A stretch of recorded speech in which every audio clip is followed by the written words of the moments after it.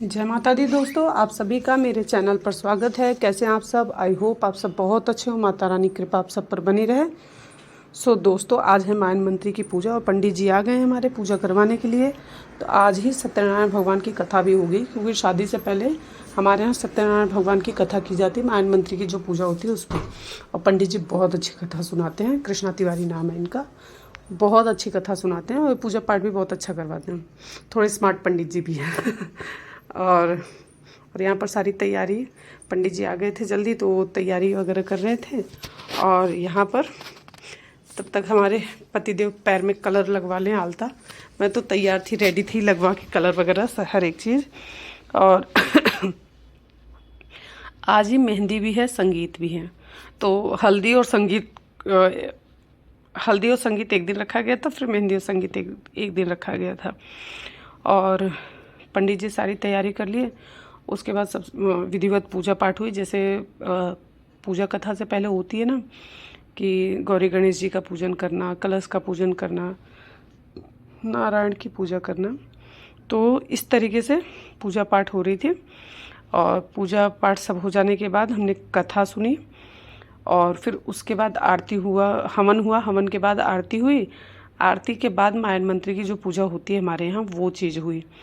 कलश कंगन वगैरह बनता है ना, तो वो हल्दी पे भी आप बनवा सकते हो। और जिस दिन ये पूजा होती है ना मंडप की, उस दिन भी कराया जा सकता है। तो जैसे पूजा हुई थी, सब पूजा इसी तरीके से होगी। और फिर जहाँ हॉल में शादी होगी ना, ये सारा सामान वहाँ पर भी चला जाएगा ऐसे ही। ठीक है।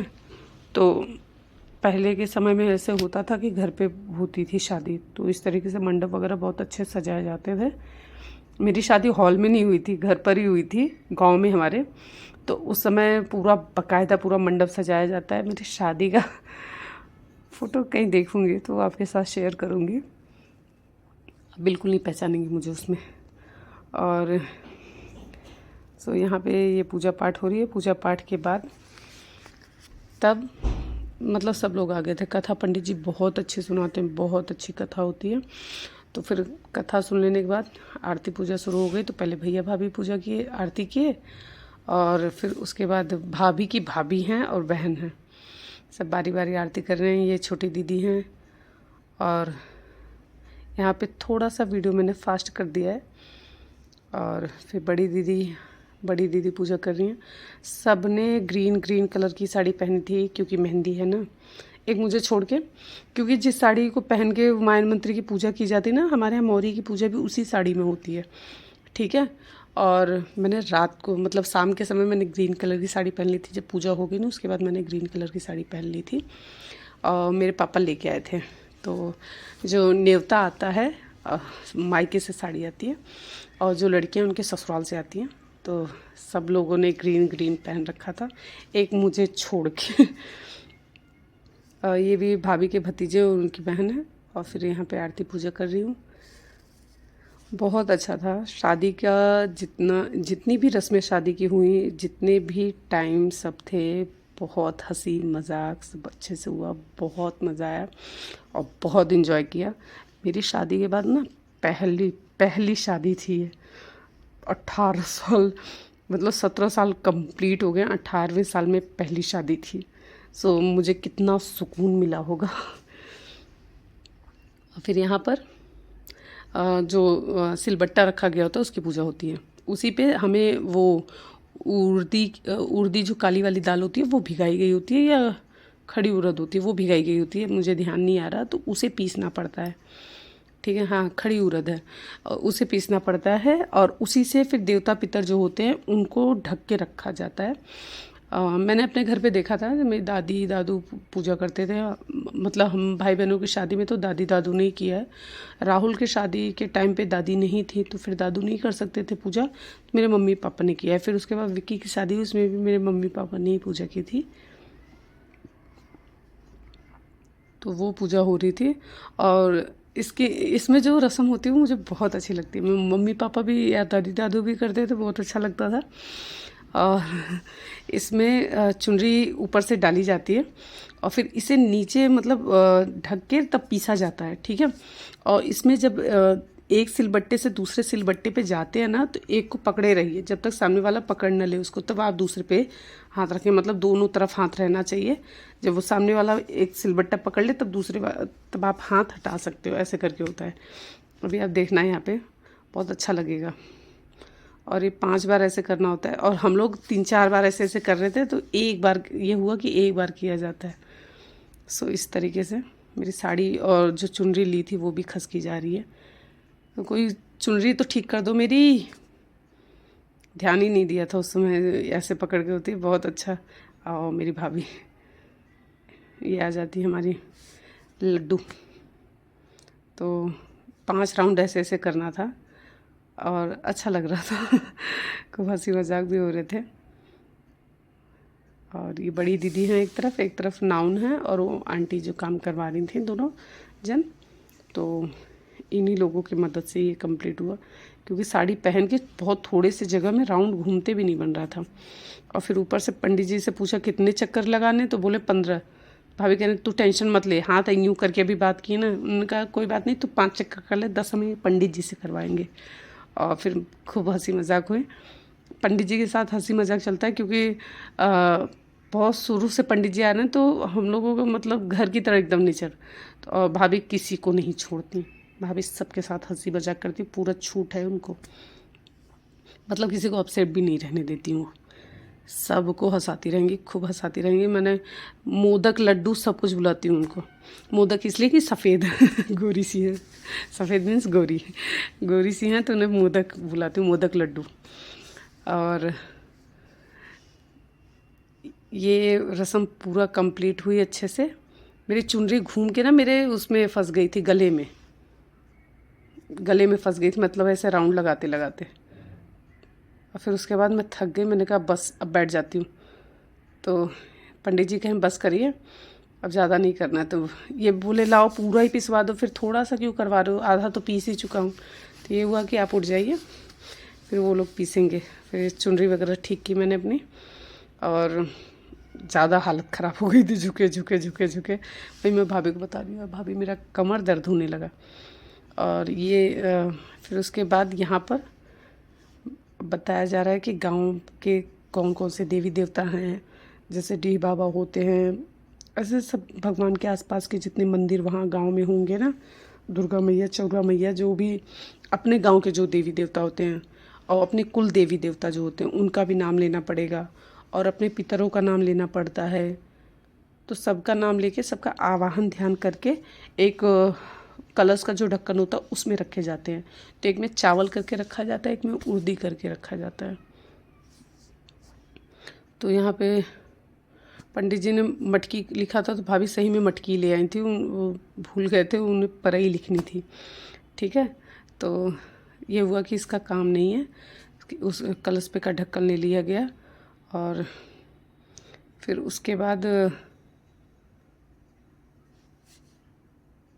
अच्छे से ये हुआ कि सेट करके सब रखते हैं। और उसमें ध्यान भी रहना चाहिए, जब शादी होने लगेगी ना तो उसे खोल दिया जाता है, ओपन कर दिया जाता है।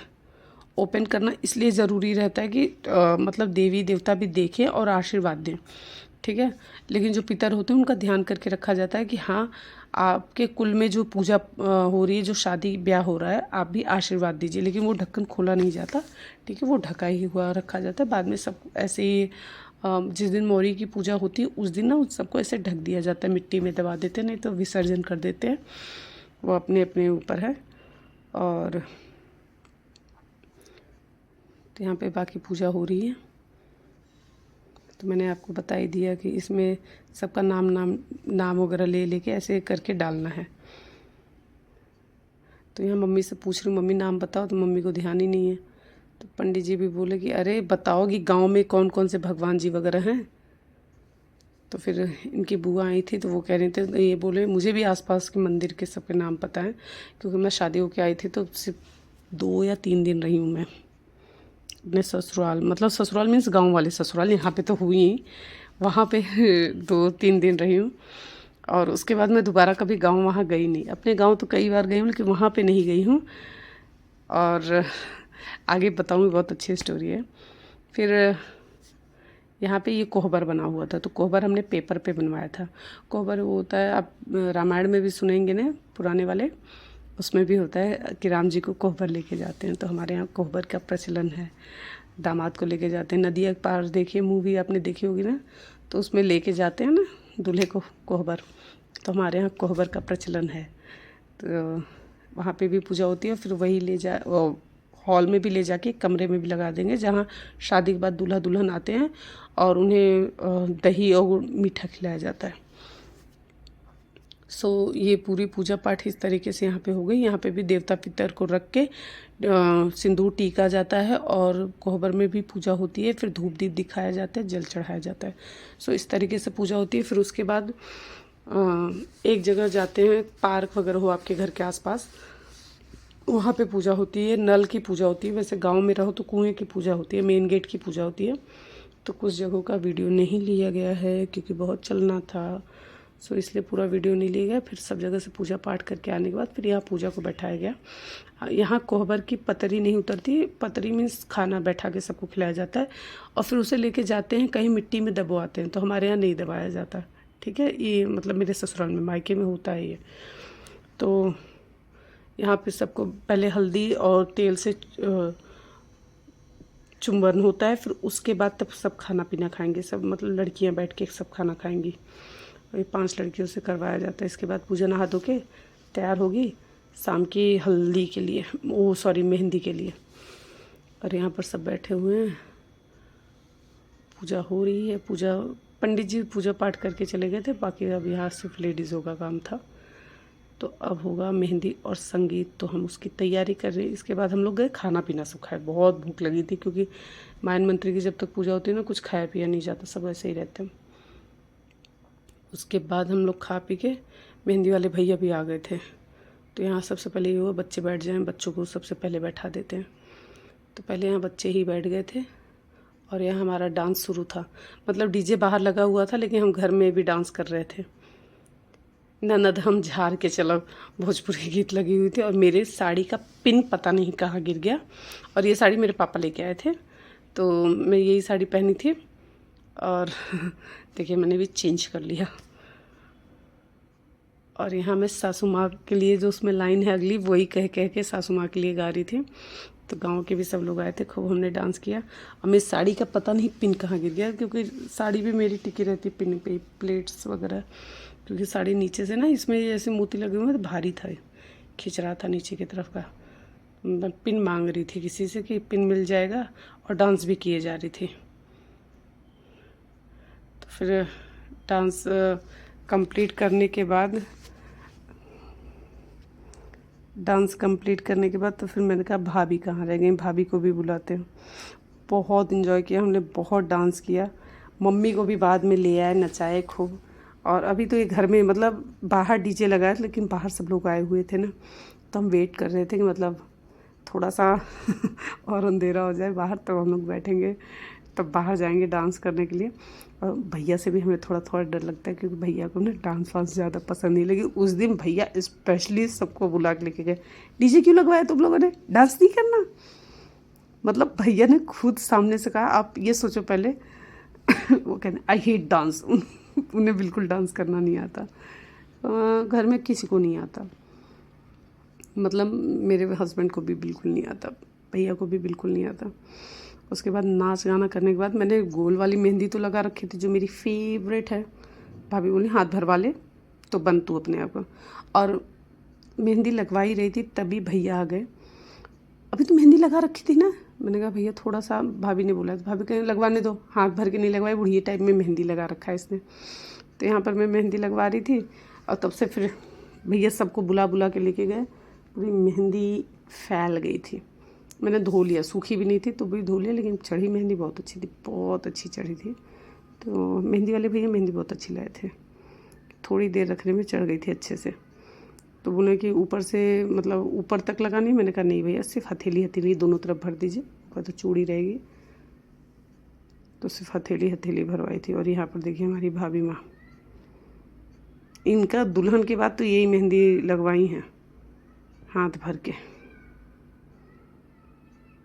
दोनों तरफ से अच्छे से बहुत अच्छा लगा, मतलब भाभी। और ये भी बहुत बोर होती, बहुत बोर होती हैं। तो ये बाहर हम डीजे में, देखो मेहंदी मेरी क्या सूखी होगी, मैं यूँ हाथ करके नाचे जा रही हूँ, नाचे जा रही हूँ, पल्लू संभाले जा रही हूँ। एक तो साड़ी का पिन भी निकल गया था प्लेट्स का।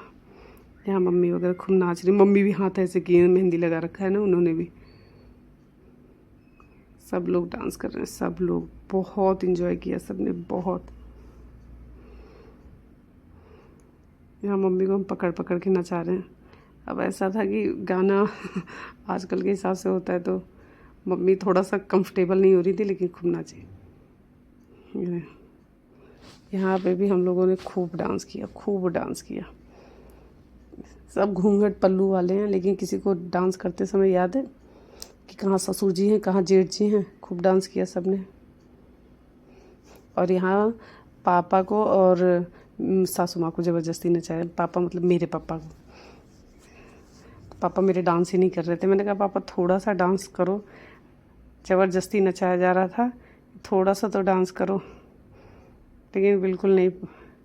और ये थोड़ा सा क्लिप था कि मैंने घर में खूब डांस किया था। और जैसे जैसे गाना बच्चे चलाए जा रहे थे, हर एक गाने पे स्टेप हो रहा था, हर एक गाने पे। ये भाभी और दीदी हैं, उनकी बड़ी बहन है, और उनकी बड़ी भाभी ही भी हैं। तो ये दोनों जन डांस कर रहे थे। सब ने मतलब खूब सब ने एंजॉय किया खूब। सब कोई नहीं था, और हमने तो बाप रे इतनी मस्ती की। सबसे ज़्यादा ना चिढ़ाने के लिए गाना वो वाला चल रहा था, मुझको राणा जी माफ़ करना। और भोजपुरी 2-1 सॉन्ग चले। मतलब हमें देखो पहले, मतलब हम डर डर के भी डांस कर रहे हैं, और गाना भी वैसा ही लगा रहे हैं। बाहर भी चलवाया था। भैया एक तरफ जाके बैठे हुए थे, लेकिन हमने बाहर भी गाना ऐसा ही चलवाया था। और फिर उसके बाद सब खाना पीना किए। खाना पीना खा लेने के बाद सब फिर डांस करते रहे। सो दोस्तों, आशा करती हूँ आपको ये वीडियो ज़रूर पसंद आया होगा। वीडियो पसंद आए लाइक करिए, शेयर करिए, चैनल पर नए हो सब्सक्राइब ज़रूर करिएगा, बेल आइकन प्रेस करिएगा, दोस्तों के साथ शेयर करना बिल्कुल ना भूलें। और शादी की वीडियो भी मैं जल्द शेयर करूँगी आपके साथ। मैं मिलती हूँ आपसे नेक्स्ट वीडियो में, तब तक के लिए जय माता दी।